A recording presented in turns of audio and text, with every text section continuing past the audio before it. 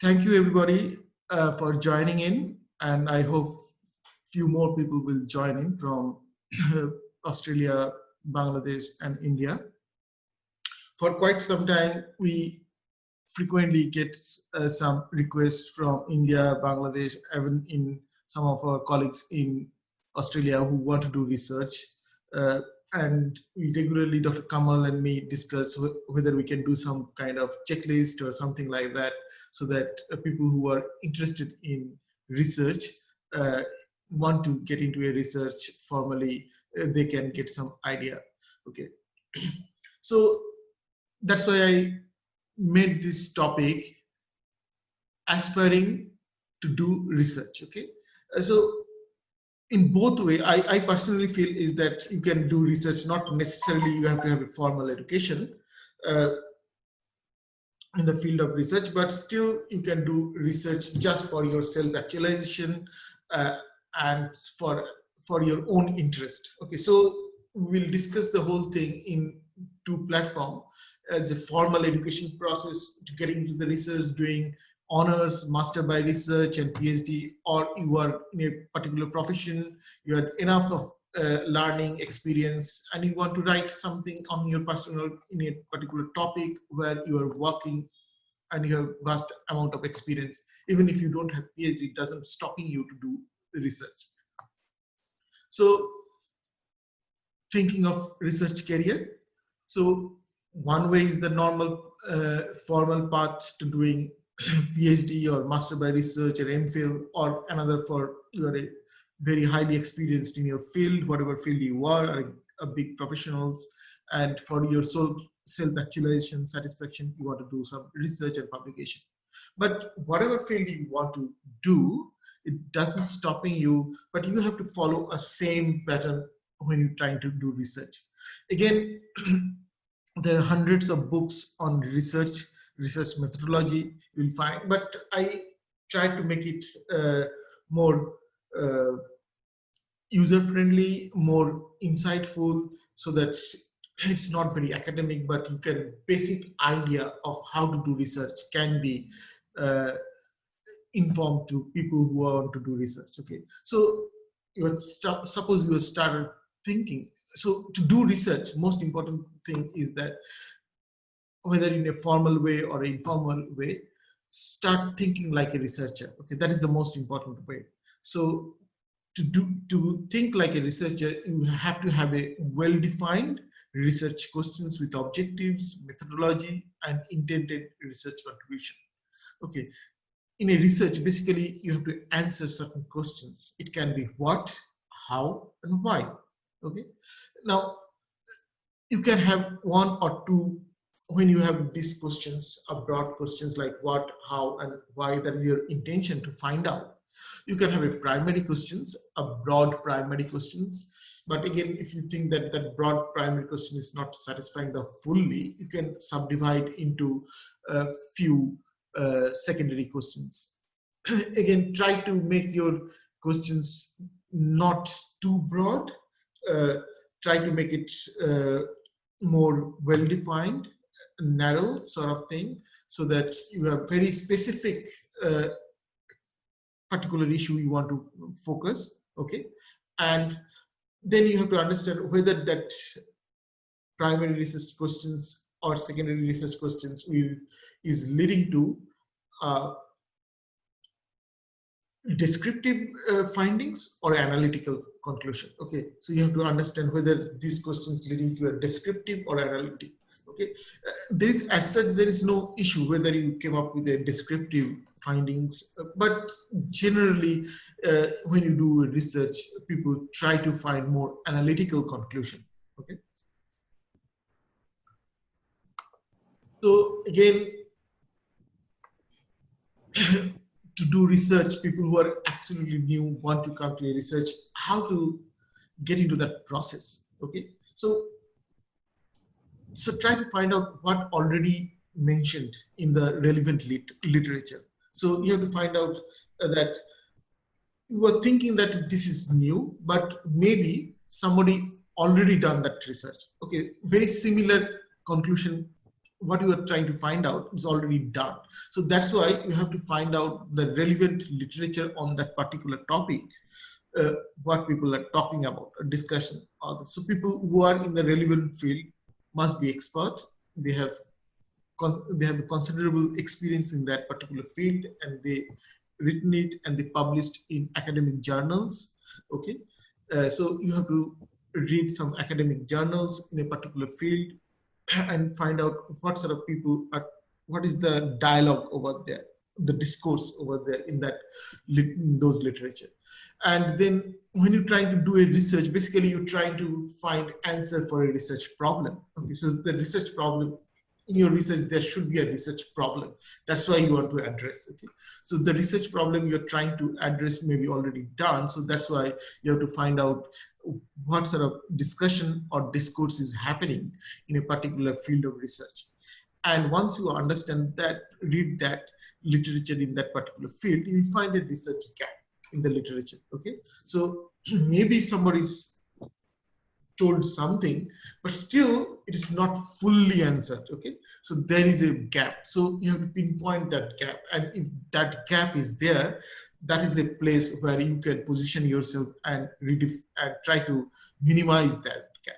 Okay, so at this stage, before going further, before going to the actual research, rather you should review and analyze the literature in that particular field, and then to understand that what sort of research is happening in the field, and that itself a platform to analyze. You can analyze and tabulate those findings based on year, authors, topic-wise, what are the key findings, methodology, and then you'll find that, okay, then if you do a analysis of the literature in that particular field where you are doing to research, and if you do categorize that literature and classify those, then you find a particular pattern probably, and you'll be much more educated. You'll find yourself much more educated into that particular field, and you'll get some insight. Okay, so again, when you do a research is always at a state of confusion and to and fro. Okay, you may have thought of doing these things, but when you fully aware of the whole literature and all that, then you find that there is some kind of gap in your own research questions, or way you trying to frame your research question. There is some issue, so you can go back and change and reframe your research question based on those findings and the gaps, and to make it much more sharper, your research question. Okay, and then you will find to try to answer that gap. And once going through the whole research and all that, and if you can plug those gap or minimize that gap, probably that will be your research contribution. Okay, now if you do a formal research, you want to come into the formal research platform. So how do you get into that? So there are three ways to get into formal. The initial way, do an honors, especially when you're talking about in Australia, you have to do an honors in a particular field. Just a second, somebody. Okay, fine. So you have to do a honors in that particular field. Okay. But how to get into that honors? So I just make a screenshot of some of the universities, how they want to look into to give an admission. If you get into an honors, how you can get a admission in an honors. One way of getting admission in honors in a particular university, you have to get a 50%, 70%, sorry, 70% in last 3 years. Suppose, because in Australia, the honors is in the 4th year. So in an undergraduate, 3 years undergraduate, the 4th, so you do the 1st, 2nd, and 3rd year, and then the 4th year is the honors in Australia. So you have to get 70% average marks in the rest of the years. In the first 3 years, then only you will get into honors. Okay, and in another academic entry, another university, they mentioned that you have a aggregate score of 0.5 in final 2 years.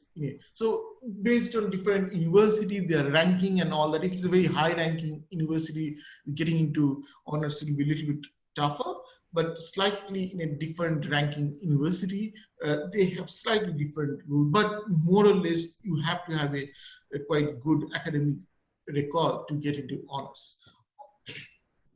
Another way of getting into PhD or formal research is that in Bangladesh, India, we call it MPhil.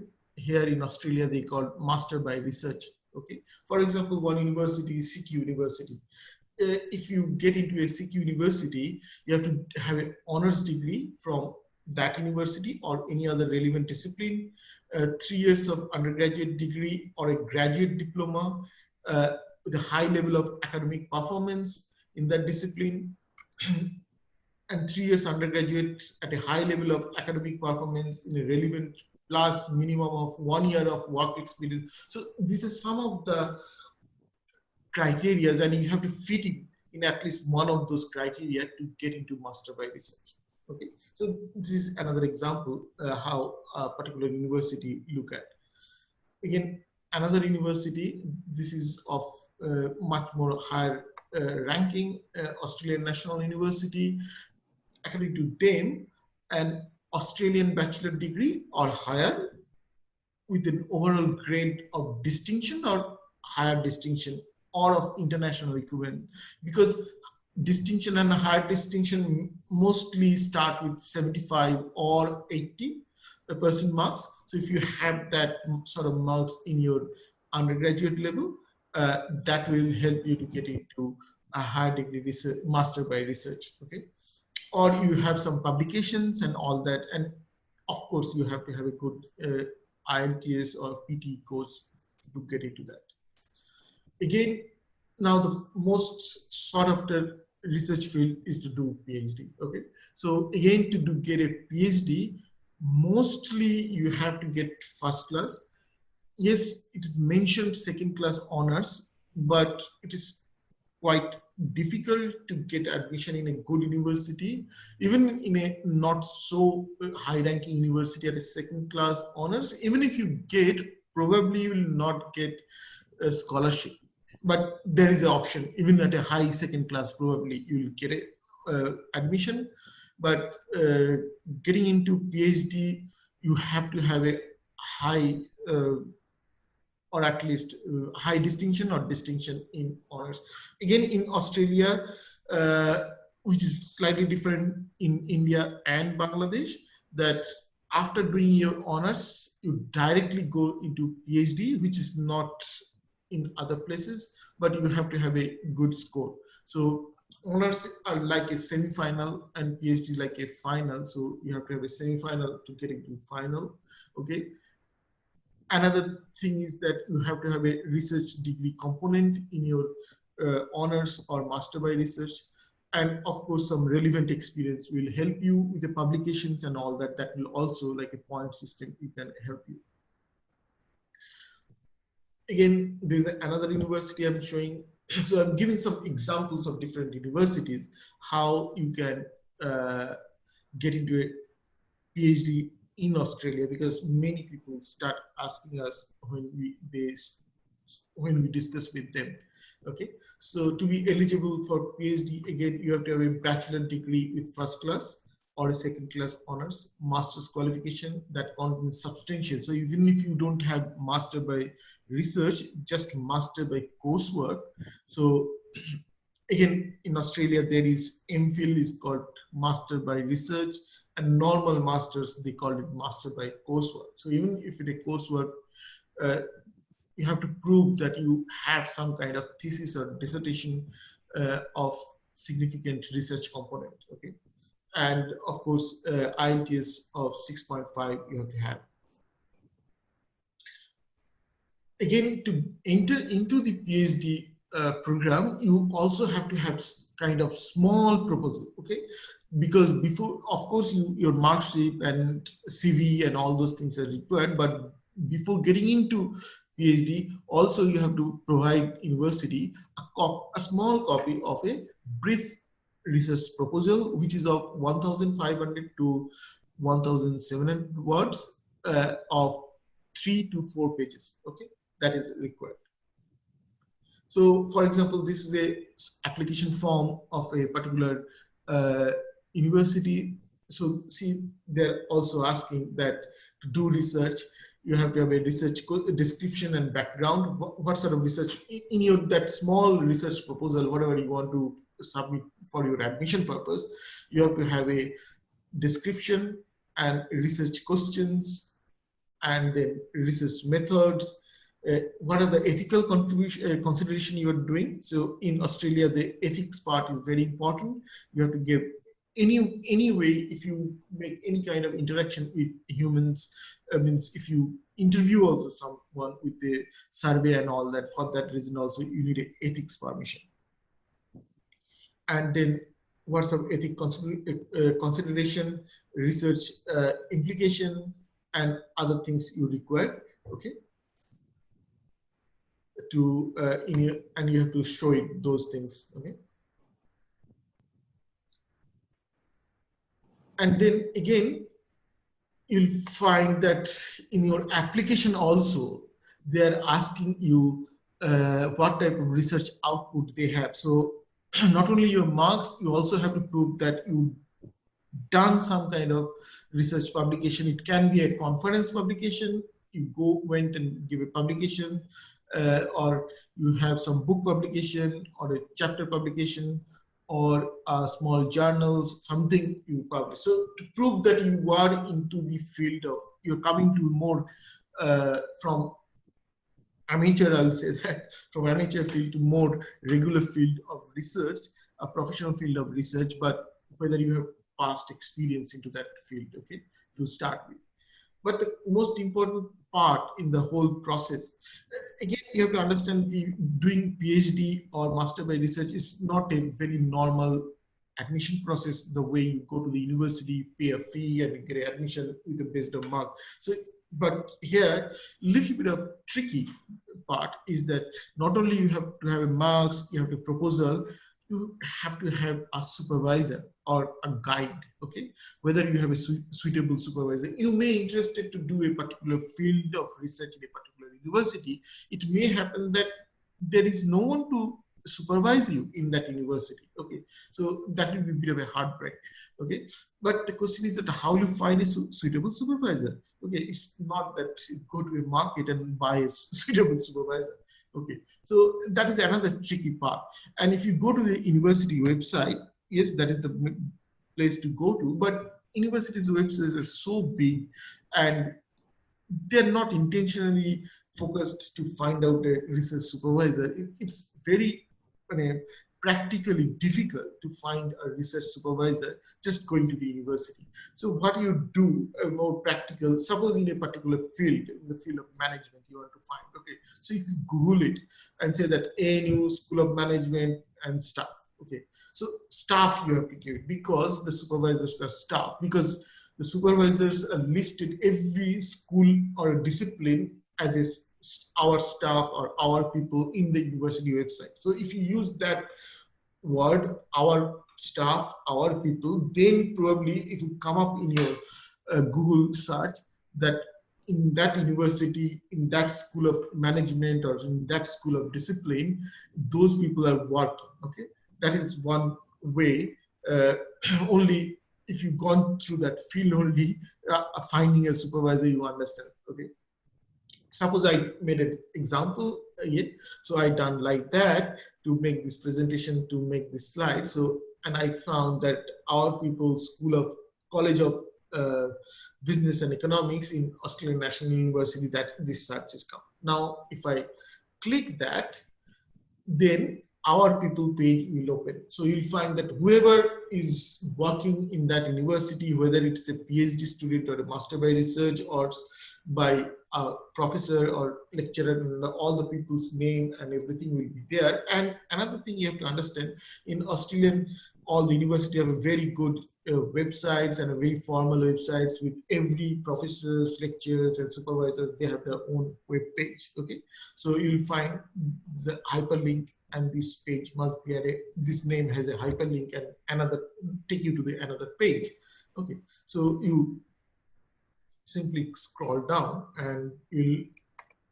and suppose I found, for example, this one associate professor Sarvuri, as an example, I took it and I gone into her page. You will find that her name, positions, and email ID, phone number, everything is there. But at the same time, also mentioned about her, okay, in the website, okay. For example, her biography, and then research interest, grants, publication, and all that. Then you tap that part, the research. Then you'll find that whether your area of research and her area of research are same. Suppose your area of research and her area is same, her research interest and your research interest same, then probably you can send an email to her or call her for an appointment, make a discussion, or if you're from internationally, you send an email. That is the only option probably, and send you a copy of your proposal and CV and say that will you be interested. So in this way, you have to knock doors to few people to find out who is the best candidate or who is available to guide you or supervise you. Even if you want to do research, it doesn't matter, because in your application you have to mention who is the person is supporting your application as a supervisor. Universities do help, but sometimes if you have someone who already in your particular field and willing to support, probably helps to process your application. Otherwise it will be like go to all the people whoever in the field and you don't know. Okay, for example, Dr. Salahuddin, his website, if you go, you'll find it's written about me, general, then supervisors, research supervision, publications, and all that. And if you tap into research supervision and you'll scroll down, you'll find that yes, he is supervising his current.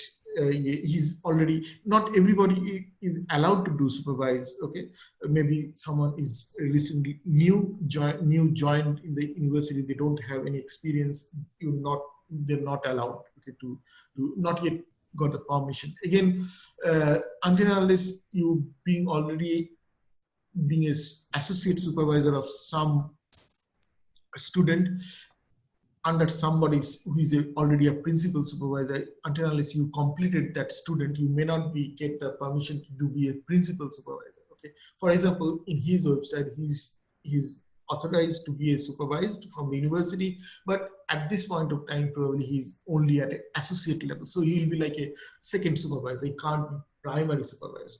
Okay, then here is another professor. He's a very senior professor, Professor Rob Calliston. See, you can go to his website, you'll find his research interest, and it is very standard. All the universities, professors' websites will be there. But when you scroll down, you'll find that principal supervisor and associate supervisor is written. So that means this professor is eligible to be a principal supervisor. And this is, and if your area of research and his area of research matches, then probably you can approach him. Okay, okay, in that way you can understand.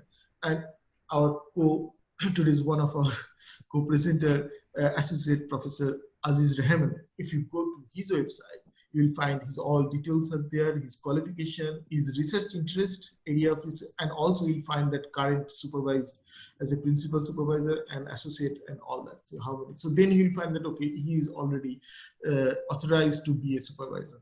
Okay, then you can approach him or her. So again, another part most important when you do research. So admission process, proposal, then the supervisor, finding a supervisor, that part you're completed. But when you're doing a PhD level research or something like that, obviously it is a full-time job. Okay?